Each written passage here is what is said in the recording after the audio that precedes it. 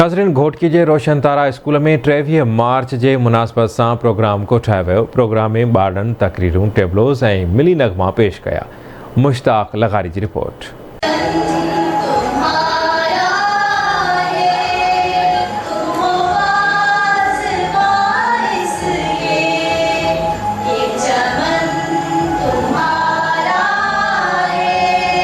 सगा घोटकी ऐं रोशन तरा मॉडल स्कूल घोटकी पारां 23 मार्च जे हवाले सां पुरवकार तकरीब रोशन तरा ऑडिटोरियम हॉल में मुनक़िद कई वई, जंहिं में सिंध बार काउंसिल जे मेंबर एडवोकेट अब्दुल रज़ाक मार, रोशन तरा स्कूल घोटकी जे बोर्ड ऑफ गवर्नर जे chairman Manzoor Ahmed Ujan, district bar association Ghotki जे सदर अली असगर पहार, सगा घोटकी जे सदर आगा बिलावल पठान, नायब सदर डॉक्टर मोहम्मद रिवाज कलवड़, जनरल सेक्रेटरी रऊफ परस दायो, इतलात सेक्रेटरी अयाज लतीफ दायो, CAC सगा जे मेंबर सैयद अली रज़ा शाह, रोशन तरा स्कूल जे प्रिंसिपल इरशाद लंगा, स्कूल जे शागिर्दनि ऐं उस्तादनि ऐं शहरियुनि वॾे अंग में शिरकत कई। उन मौके ते खिताब कंदे मुक़ररनि ऐं शागिर्दनि 23 मार्च जी अहमियत ते रोशनी विधी। स्कूल जे शागिर्दनि मौके जी मुनासिबत सां शानदार तकरीर करे तारीख़ी करारदाद पाकिस्तान के यादि कयो। स्कूल जे ॿारनि टेबलोज़ ऐं मिली नगमा पिणु पेश कया।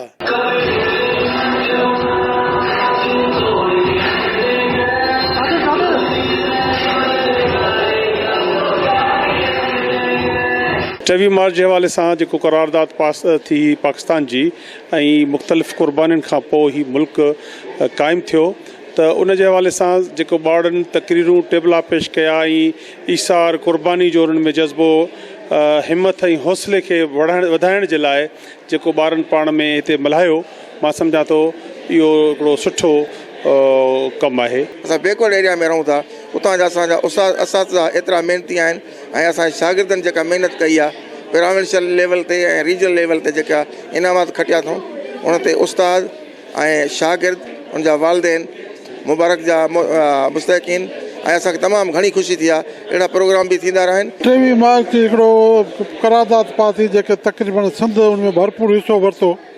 उन सां गॾु असां हिकिड़ो उन जी ख़ुशी जे ॾींहं ते ये जेके असांजा एग्ज़ाम थिया पाकिस्तान लेवल ते, उन में असांजा काफ़ी छोकिरा 6 छोकिरा जेके आहिनि सिंध लेवल ते टॉप थिया आहिनि ऐं 9 छोकिरा जेको डिवीज़न लेवल ते थिया आहिनि।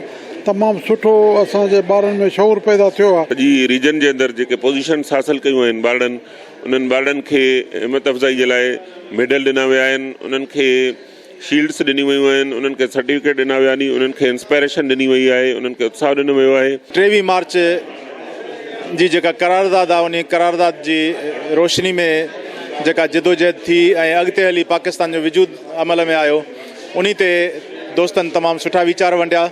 उन सां गॾु रोशन तारा स्कूल जे शागिर्दनि 100 खां वधीक शागिर्दनि ICAT international competence aptitude testing system जो इंग्लिश लैंग्वेजिस्टिक में हुयो, अंग्रेज़ी ज़बान में हुयो, उन जे इम्तिहान में हिस्सो वरितो। उन मौके ते ICAT जे सिंध लेवल ते मुनक़िद थियल मुक़ाबले जे इम्तिहान में नुमाया पोजीशन खणंदड़ रोशन तरा स्कूल घोटकी जे शागिर्दनि ऐं शागिर्दनि में अवार्ड, मेडल ऐं सर्टिफिकेट पिणु विराया विया। कैमरामैन फरीद मलिक सां गॾु मुश्ताक शाही लगारी, आवाज़ TV न्यूज़ घोटकी।